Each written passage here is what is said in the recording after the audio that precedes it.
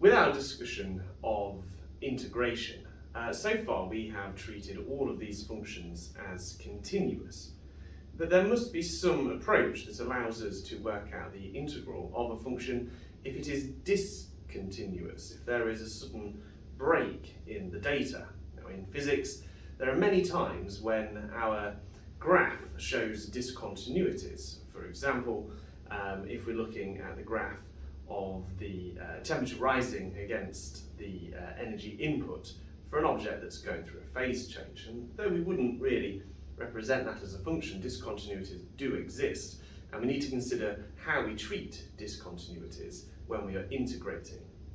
So to start with, I want you to consider a finite discontinuity. And so if I was to draw this on a graph of y against x,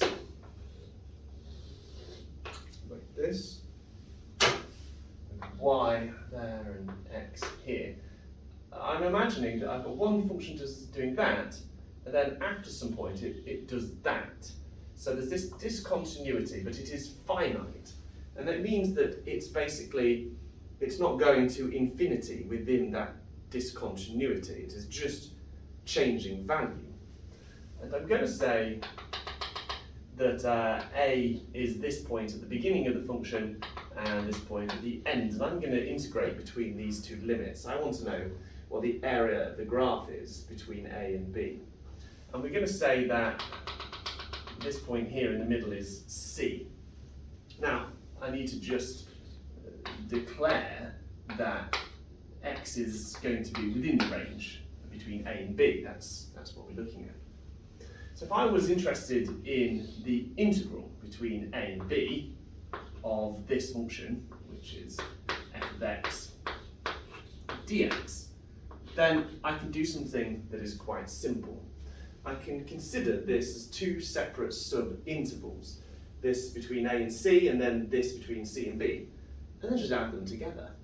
So first of all, I need to work out the integral between a and c, and it would look whatever that would look like, and then we need to add it on to the sub-interval c to b. So second, so that's between c and b. F dx.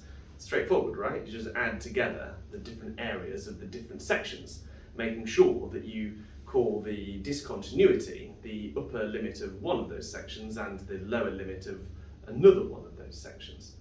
But what about if we had an infinite problem? So an infinite discontinuity. And if you think of things that do have infinite discontinuities, think of things like the tan function, for example, or anything that just skyrockets off to infinity at some particular point. Well, the very first thing I just want to do, just to make this really clear what we're doing, is I want to draw a graph to show just one section of this. So, again, y and x. And I'm going to have a starting point here, is a, and I'm going to have a finish point here at b, and I want my value to skyrocket off to infinity there, just to remind ourselves on how we would treat integrating this sub-interval if there was a function that was going off towards infinity. Well, if I was to represent this, I would be interested in knowing what the integral between a and b was of f of x dx. And the way I would do it would be that I would consider b minus some positive number here, and then I would consider what happens within the limit of that number going to 0. And so you can see that is how I would handle and work out the integral between here and there, the value of f of x has gone to infinity. So now, finally, I think we're ready to consider what happens when we have a function that has an infinite discontinuity. halfway between the limits that we're interested in. So if this is a, and this is b, and we have a function that is going off to infinity at some point c, then how do we treat this? Well, again, we are interested in the integral between a and b of this function, whatever it is. But now we must consider this as two separate sub-intervals and add them together, just like before. But there's this careful bit here where we need to consider what happens when we actually give this a finite number, but then look at how the integral changes as that goes to 0. And so what we would do is we would put, first of all, we would look at this section of the graph, which you can see is exactly the same as that one there, and so it is going to be the same as what we worked out before, a f of x dx. And then we need to add on this section here. Now, yeah, this is c minus c, and between c plus e dash and b up here of f of x dx.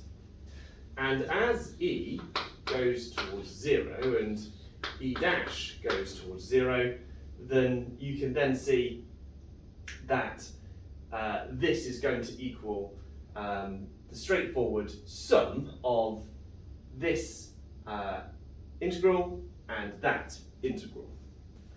Let's apply that methodology to look at a few functions. So if I had if I was interested between say a limit of infinity and pi over 2 of pick a function, any function, let's go with x squared cos x dx. What does this look like? Well, what we're going to have to do is we're going to have to use our methodology that we applied before, where we pick a number a that is just a large positive number, and we're looking at what happens the limit as a goes to infinity of x squared cos x dx. Now, the first piece of machinery that you're going to need to use for this is integration by parts, because obviously you can't break inside that without it. So just to remind you what integration by parts look like, if you've got two functions like that, then the rule is, would it be u v by dx plus v u by dx. So we need to apply integration by parts to this function here. And actually, I think we're going to have to iterate it several times looking at it, because it's not going to be straightforward. So this is equal to, well, the first stage is going to be x squared sine x between a and pi over 2 minus 2 integral of a pi over 2 x sine x. And integration by parts in your head is quite tricky, but then we're going to do it again. So x squared sine x between a and pi over 2 plus 2x cos x. Okay, we're going to have to do it a third time.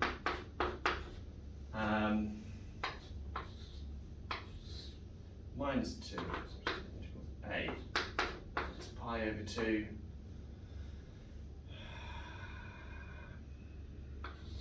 cos x. The x, we could do it again. So all this is the same as before.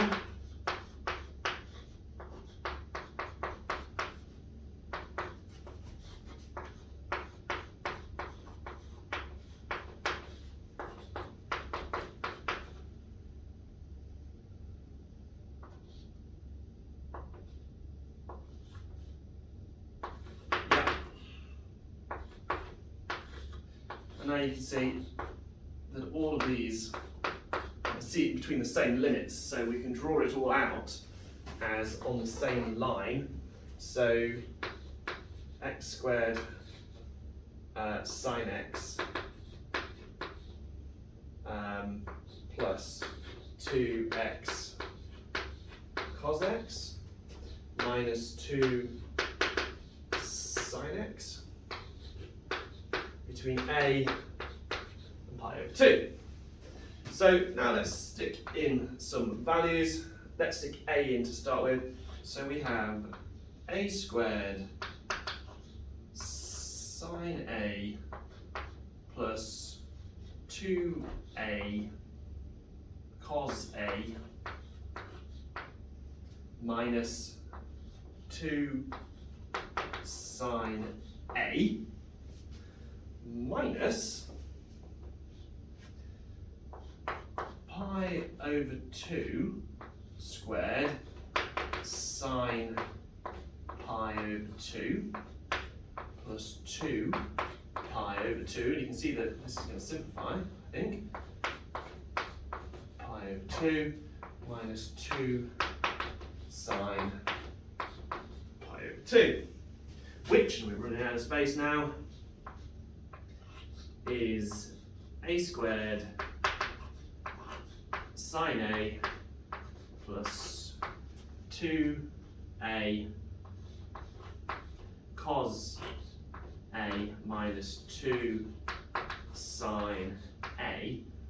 And then if you look at how all of these terms work, pi over 2 squared sine pi over 2 plus 2 pi over 2 cos pi over 2 minus 2 sine pi over 2, I think that is going to be equal to pi squared over 4 minus 2. And so what you can see, as a goes to infinity, then as it gets closer and closer to infinity, that it's going to oscillate between the limits. And so this is not something that you can work out an integral for, because as you just approach infinity, the value changes and changes and changes. And then to understand that, probably it'd be worthwhile looking at what x squared over dx looks like. So if we drew the function itself, y and x, well, pi over 2 is about here, minus pi over 2 is over here, not that that matters. But what's happening is, as the x squared would form the shape of the envelope within which the cos x function oscillated. So it would start to do this, and it would do it symmetrically as well. And we're considering what is the integral of this as we go to infinity, and you can see that that's not converging on a single value. The integral, as you go on, is it's diverging away from an answer. So what we can see here is that using our method here, we've been able to find that there is no integral for this function. Okay, let's try something else, shall we? So I want to know between 1 and, say, 0, of the function x divided by square root of 1 minus x squared dx.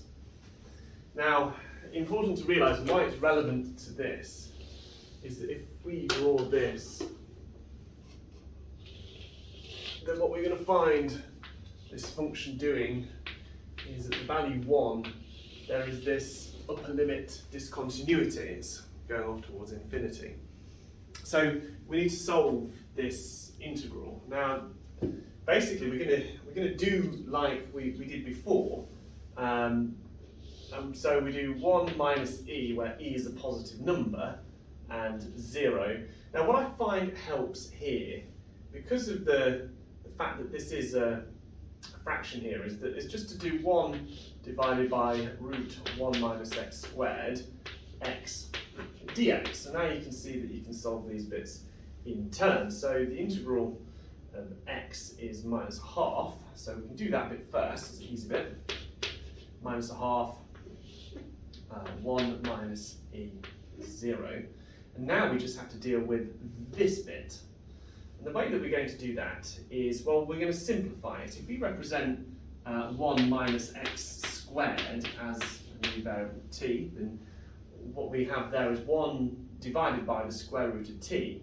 So 1 divided by the square root is the same as t to the power of negative a half. So basically t to the power of negative a half. And I suppose we're doing it by the t now.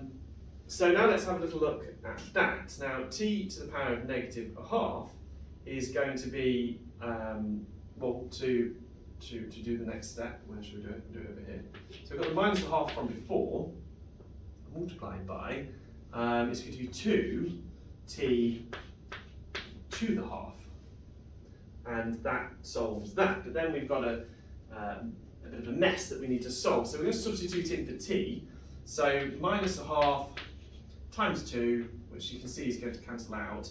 And we've basically got t to the half.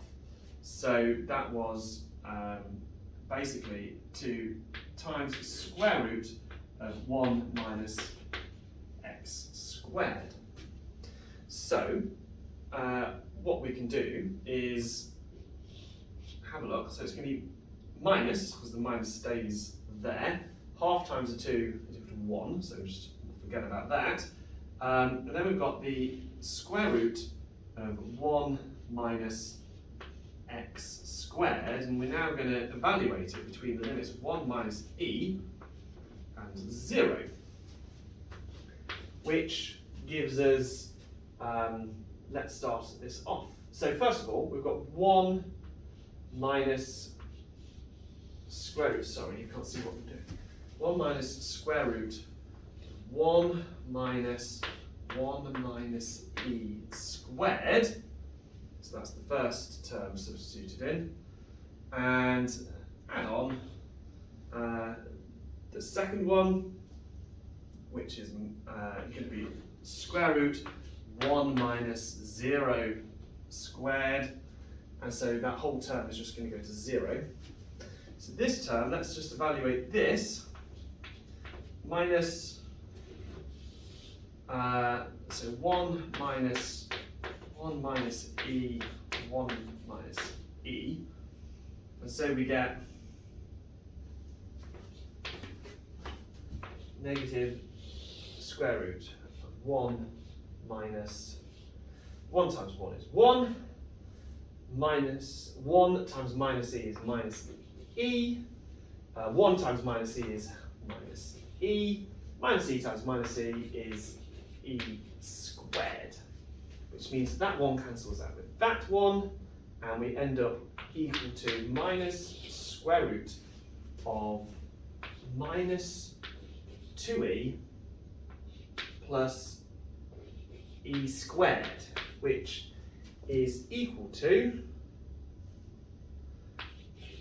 the square root of 2e minus e squared plus 1. So what you can see, as e goes to 1, then the integral of this function between 1 and 0 of x by square root of 1 minus x squared dx, it goes to 1, because as that goes, so as e goes to 0, I should say, 0, then you can see that all of that term disappears. This whole integral goes to 1. So this methodology has enabled you to solve the integral and say that basically the area of this graph is equal to 1, even though it has this discontinuity, this spike at infinity, at 1. And so this method enables you to work that out. They were easy examples. Let's think about an example that has the discontinuity middle of the range between our two limits. So what if we consider the integral between, say, 2 pi and 0 of 1 over 1 plus cos x, for example. Now, what is this going to look like? Well, if we were to draw it, this function between 0 and 2 pi would look kind of like this, with this horrendous discontinuity at about the pi mark. Now, if we were integrating this and that really does go off to pi, then we're expecting the value of the integral to be infinite, because there's this discontinuity going up there. The area under the graph would be infinite if that spike is infinitely high. So can we prove it? Well, we can with this method. So first things first is to recognise that if I consider this as 2 halves, then I could work out both of those as separate integrals. So I could, for example, go between pi and 0 and add that to the integral of the other interval between pi and 2 pi,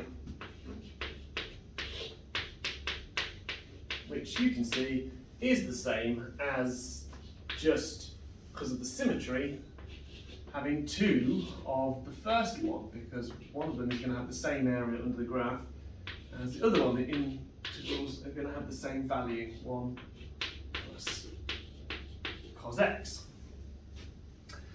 Alrighty then. So what I'm interested in is what is the limit as e goes to 0, pi minus this positive value of basically 2 dx over 1 plus cos x.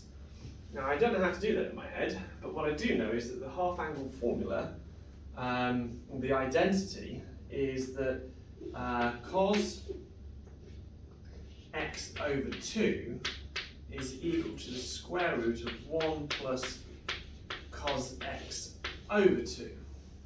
Square both sides, and we're going to end up with cos squared x over 2 is equal to 1 plus cos x over 2. Let's do 1 divided by everything, and so we end up with 1 over cos squared x over 2 is equal to 2 over 1 plus cos x, which is present just there. 2 over 1 plus cos x is equal to 1 over cos squared x over 2. But wait, 1 over cos x is equal to sec x. Different identity, but it basically means that we can therefore substitute in that this is the integral between the same limits of dx over cos squared x over 2, which is, of course, the same as saying that it is sec squared x over 2. That I can integrate. And so the integral of this is going to be 2 tan x over 2 between pi minus e and 0, which, if we put that in, so we've got 2 tan pi over 2 minus e over 2 minus the second term, which is 2 tan 0 over 2, 0 tan 0 is 0. So we end up with just this term here, 2 tan pi over 2 minus e over 2. Now watch what happens. As e goes to 0, 2 tan of pi over 2 minus e over 2 goes to 2 tan pi over 2. Tan of pi over 2, if you think of what a tan graph looks like, that's the point where it is skyrocketing off to infinity. So at that value, tan pi over 2, it is going to infinity. And so that's the answer, that's what we expected to find, is that the integral of this, because of that discontinuity, would be infinitely large. This methodology is enabled to prove it mathematically.